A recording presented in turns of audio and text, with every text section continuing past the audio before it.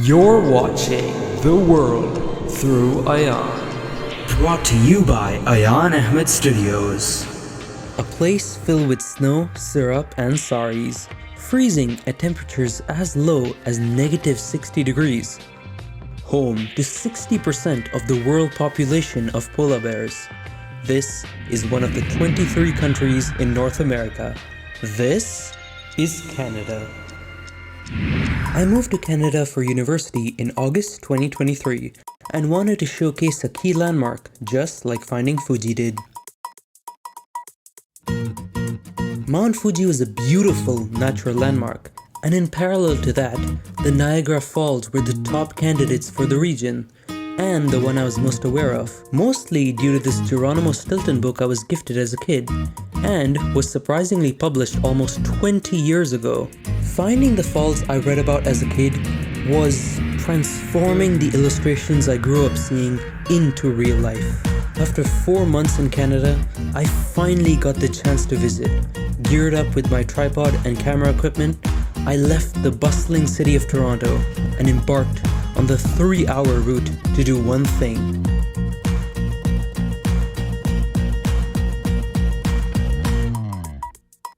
I did everything else too.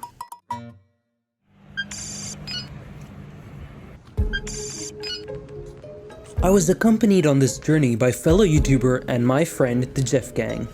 We used the Toronto subway to get to Union Station and then got onto the GO train heading to Niagara in 2.5 hours. The GO train was quite crowded, being both a Sunday and a day before the 25th, but in its entirety, the route was quite ordinary, especially in comparison to Fuji, which I could see from my bus window hours before nearing the lake with my perfect view, while here I was staring at long cloudy fields, sitting in a cramped seat. We had a nice family sitting beside us, whose kid made us this origami paper swan. It made the journey a lot better. Which soon ended and we arrived at the Niagara station.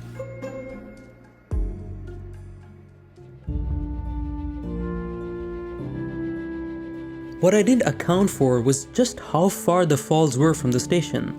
We debated taking a bus or just walking the way there.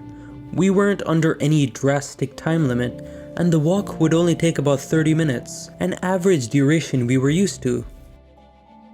Walking the almost 5 kilometers towards the falls also made the destination of the journey feel more earned, as though we worked and trekked our way towards the falls in an actual effort to go see them instead of relying on transportation. It also gave us our own pace to look around and take in the surroundings.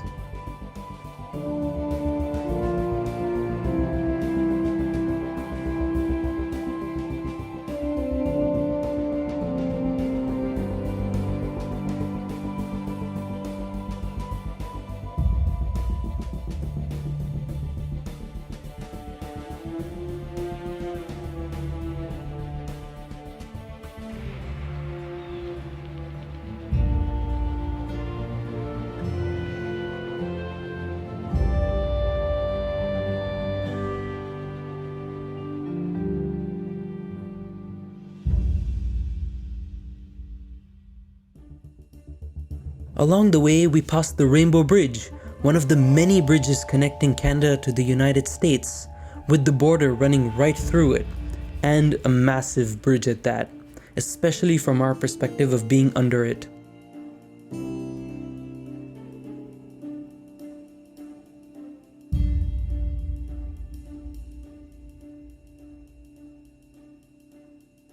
Just past the bridge, I could make out the emergence of the place I was awaiting. The American Falls.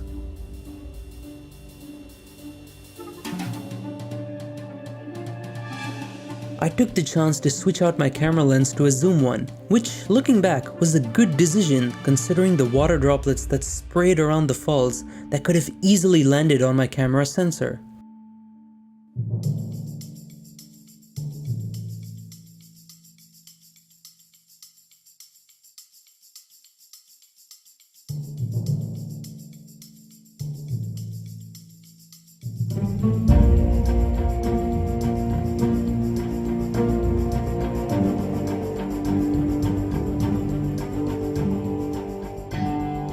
Through the zoom lens, I could capture details of the falls and the river below it that I couldn't even see with my own eyes. The shots were also aided by the stability of bringing my tripod. Up ahead were the Horseshoe Falls, the ones actually considered Niagara Falls, which wouldn't require me finding them if they weren't hidden. It's quite ironic. Fuji, a mountain, was hidden by a mountain, and Niagara was covered by its own water mist. With nothing else to do, I concentrated on other things.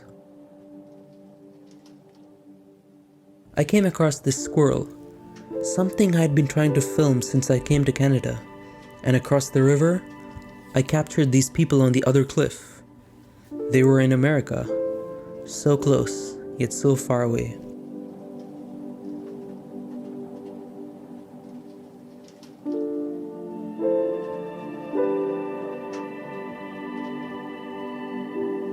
The mist didn't seem like it would part anytime soon.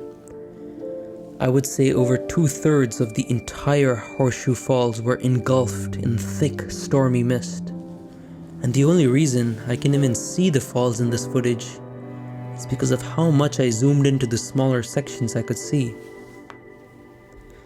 Boat rides also seemed to be closed at this time, probably due to the unpredictable weather, and perhaps even this mist engulfing the boats with nothing much remaining to see. At some point, I had to cover my camera with a napkin to shield it from the rain-like mist pouring upon us. This led to a lot of my footage having droplets ruin it a bit. There's always a mental idea your mind builds when you think of a place. And more often than not, those things are widely different than reality. For Japan, it was how much smaller buildings and streets felt, while other things feel bigger. This was one of them. We were perched up high, looking at these falls at an equal and raised height, and I felt really high up. It's impossible to show a good scale without actually being there.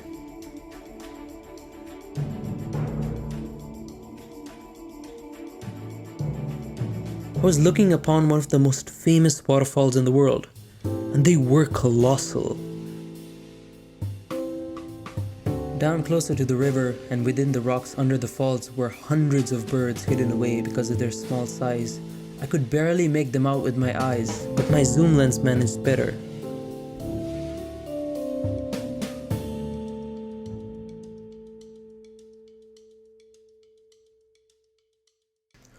At the end of the day, I did feel like I found Niagara. In any case, I saw the landmark. But what mattered to me was in what circumstance I found it, and the journey and process of finding that led me there. I traveled 130 kilometers to Niagara to capture this view and see it for myself. I traveled almost 8,000 kilometers to see Fuji. I didn't want these to be one-off tourist sites. Any tourist can come and look at Niagara Falls, and you can see Mount Fuji in the horizon from rooftops of most skyscrapers more than 100 kilometers away in Tokyo. It's about me being here, me finding my way, moving to Canada and choosing to explore this destination I learned from a kid's book a decade ago. Seeing America across the river from me, a country I'd heard so much about over my life, but never seen or been in ever. I was here.